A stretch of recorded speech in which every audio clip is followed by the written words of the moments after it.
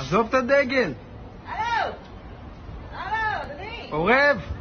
היי! אנרכיסט! הלו! מה זה? עזוב את הדגל, בכלל. אני בשוק. לא! עורב!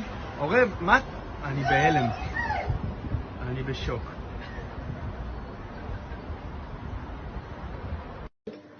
קראו לי את כל הדגל. זה דגל ישראל. נכון שיש לנו קרע במדינה, אבל למה אתם קוראים לי את הדגל שלי?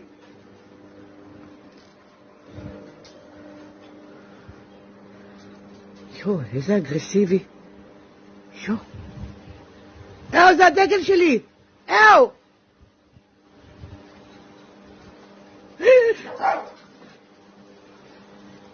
הוא גנב לי, הוא קרא לי אותו לגזרים.